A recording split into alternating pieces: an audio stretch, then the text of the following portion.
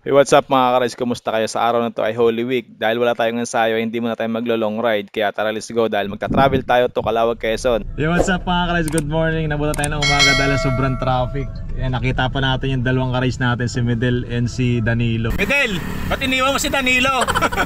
Ba't iniwan mo? So siya si Medel ka-rides natin at inabutan natin sa kahabahan ng kalsada ng Quezon. So magbi-Bicol ride sila kasama si Danilo.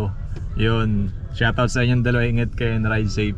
At yan, bali nag-start nga pala yung traffic sa bandang Alaminos, tapos sa Candelaria and dito ulit sa Pagbilao. Kaya nag-change driver kami, si Kiapu, lubutin na lang, may kapalitan ako. Shoutout sa Titig Market. Ang biyahe natin ngayon to Calauag, so hindi muna tayo nag-bike ngayon. Pahinga muna tayo sa long ride. Pero magba-vlog tayo doon pagdating natin. Hanap tayo ng pwedeng maliguan. Punta tayong dagat, baka bukas. Yay! Update tayo. At yun nga, habang binabaybay natin itong kahabaan ng kalsada dito sa Atimunan, yung bagong daanan dito, ay may nakita tayong truck na aksidente, tumaob mga ka-rides. At buti na lang at di natin nakasabay itong truck na to at nauna sa atin mga ka-rides, so safe pa rin tayo. Aksidente dun mga ka-rides. Yung over sa Mano, may kaano siya, may kasabayan siya. So ito yung daanan sa Atimunan na bago. Pero luma yung kalsada. Lubak-lubak. Hindi kasi dun sa kabila, zigzag road yun. Yun yung mga inaahon talaga ng mga siklista. Ito yung isang daanan. Dito na kami dumaan. Ito nga pala yung dagat ng Atimunan and marami rin humihinto dyan para magka-picture, lalo doon sa dulo, yung kabaan ng dagat doon papuntang Gumaka. Dagat ng Atimunan. Yun mga ka-rides, Calauag na tayo. Ayan, 11:20 ng umaga pa. Nandito na tayo. Calauag na, traffic pa rin. Ayan. So, touchdown Calauag. Sobrang traffic. So, umalis tayo kanina 1 AM. So, almost ilang oras tayo bumabiyahe. 11 hours. Sobrang traffic. So, kinain yung 5 hours namin sa traffic. So from dito sa bayan ng Calauag, nasa 8 kilometers pa to sa bahay namin, Santo Domingo, Barangay Santo Domingo. So yan mga ka-rides, bali nandito na nga pala kami sa bahay at di ko na nakuna ng video yung pagdating namin dito dahil nakatulog agad ako mga ka-rides. So sakto pagising ko ay dumaan yung mga ka-rides natin, si Danilo at si Medel. Yan, dahil minisage ko na dito sila mag-overnight, yung day 1 nila sa amin at dito na sila kumain. Hi ko mga ka-rides. Shout out. Pagod kami na. So yun mga ka-rides, yung mga kasama nating malalakas ay nag-Bicol ride. Yung dalawa yan, si Medel and si Danilo. So stopover sila dito sa amin sa bahay sa Calauag. So sakto nandito kami sa Calauag ngayon, kaya yun. Dito muna sila mag-DD1. So malalakas tong mga ka-rides natin yan. So okay sa vlog natin yan pag may mga long ride, kasama natin lagi yung madalas. So yan si Medel, nakasama ko na mag multi-day ride yan ng Manila to Bicol ride last year gamit ang bisikleta, and si Danilo ay nakasama ko na rin mag-bike ride yan from Manila to Calauag naman, kaya kabisado nila yung dito sa amin. So back to home base ako ngayon, and wala muna tayong ride kasi wala akong ensayo, kaya di ako makapag long ride. So since hindi ako makapag long ride, kaya since sayang naman holiday, so pumasya na lang ako dito. So after nito, back to saddle na ulit tayo. Ayun, kinabukasan nga pala ay hindi ko na inabutan yung dalawa dahil nag-ride na sila. Nag-ride out yata sila ng 4 AM. So, bali ito nga pala yung aming bahay, and yan, punta natin yung tatay ko doon sa piggery. Nagpapakain ng baboy. Tara, let's. Vlog tayo dito sa lugar namin kung saan ako sinilang. Ito yung lugar namin sa probinsya, and ito yung libangan ng tatay ko. Yung dalawa nating ka-rides, nag-ride na kayo ng madaling araw. 4 AM sila umalis to Bicol. Ayan. Ito pang pull out na to ng next month. Ayan, ito yung sa akin. 2 months pa lang. Ito yung sa nanay ko. Buhat sa tatay ko.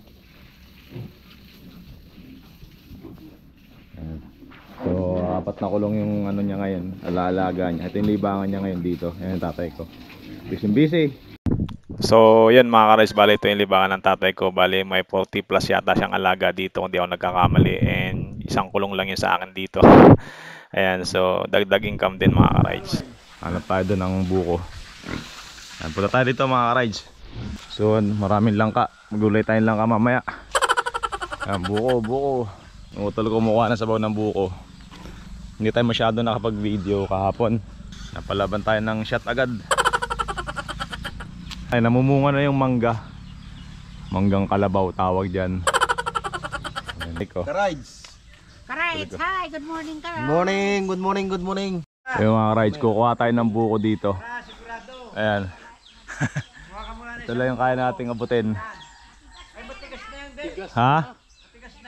Tigas? Walang butin. Ito, pwede pa itong isa ito. Hindi nakapatong ito. Dati naakyat namin ito ngayon. Hindi namin kaya akyatin yung malumot. Tingnan natin ito. Kasi natin ito mga rides. Doon, tama. Yan mga rides, pagka umuwi kami ng probinsya, ito talaga hanap ko, sabaw ng buko. Kasi ano yan, maganda sa katawan yan. And bukod doon, libre pa. Magkano to sa Manila? Isang ganito, 35-30. Yan, mga ganun naglalaro yung price niyan. So pag nakatatlo ka, magkano na yun? 90 pesos. Dito libre lang. Kaya ayos. Yan mga rides, meron na tayong sabaw ng buko ngayon. Dami, puno. So yan mga rides, kain muna tayo ng almusal. Ito yung almusal namin. Yan, fresh na isda, galing sa dagat, kauhuli lang. Tapos sa pusit. Yan, so ito yung almusal. Tapos ihaw kami ng isda mamaya para sa pananghalian. Ay, mga kapatid ko. Tara, kain tayo. Hello, good morning. Yo, what's up mga rides? Punta tayong dagat ngayon sa araw na to. Kasama natin sila, sa tricycle sila. And dito tayo sa sakyan. Dito tayo kakasya dito. 5-seaters lang to. So doon yung iba sa kabila, sa tricycle ng tatay ko. So yun mga ka-rides, ang bilis ng transition. Nandito na tayo sa dagat and maghahanap muna tayo ng parking and para makapagtampisaw na agad. Let's go! So yun mga ka-rides, ligo muna tayo, dagat pa yun. Makapagtampisaw rin tayo mga ka-rides sa dagat. May basketball court ko, kapit tayo maglaro. So ito yung dagat dito sa Barangay Bangkuruhan. So bali dito kami magtatampisaw. Kaya lang yung mabato yung dagat dito and paglusong ko ay maburak din. Yan, at malabo yung tubig at bukod doon ay Makati. Kaya naman nag-decide kami na lumipat kami sa swimming pool. Meron naman dito mga resort na medyo malapit lang din at yun nga, naglumipat na kami doon. So dahil mabilis ang transition and nandito na tayo sa resort. Ito nga pala yung Paradise Farm dito sa may papuntang Ginyangan. So bali dito tayo dinala ni Apollo, siya nakakaalam sa lugar na to. And okay na rin dito dahil kukunti ang tao dahil sa ibang mga resort ay punuan dahil Holy Week. So ito yung resort mga ka-ride. So hindi na kami nagsayang ng oras. So may jacuzzi rin sila and meron din para sa mga bata. And dito nasa 5 feet lang. So medyo okay at safe din, walang malulunod. What's up?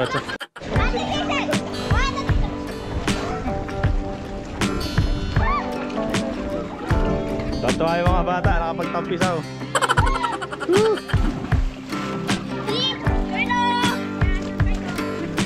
Walang pupunta dito sa tiles, madulas dito.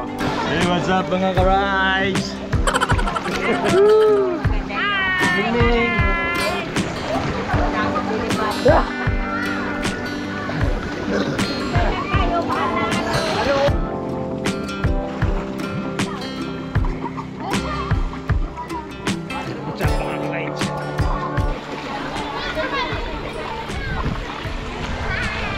What's up mga rides? So yun, nakapagtampisaw tayo saglit dito.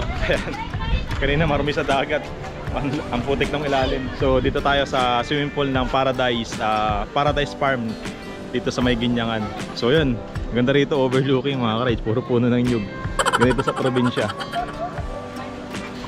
Yan.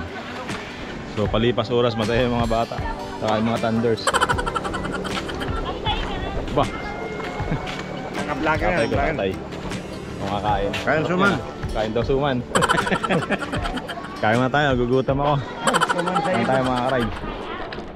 So yun mga ka-rides, after nga pala na hindi na ako nakapag-video and kinabukasan ay nandito kami sa bayan ng Calawag mismo dito sa Seawall. Dito nga pala yung palengke rin and pumasyal na rin kami dito sa Big C na tinatawag. So yun mga ka-rides, nandito tayo sa Calawag Big C. Ayan. So ito yung signage ng Calawag kapag nakarating ka ng Calawag. O pag nakita mo to, ibig sabihin nasa Calawag ka na. So ito yung magandang rito, spot o picture. So bali na malingki lang kami pala dito sa bayan ng Calawag. Bili kami ng pang-ihaw namin. And mamaya ihawin namin. So yun. And pauwi na rin kami. So yun mga ka-rides, maraming salamat sa umabot sa last part ng video na to. Ingat kayo lagi at kita-kits next vlog mga ka-rides. So ingat kayo. Peace out.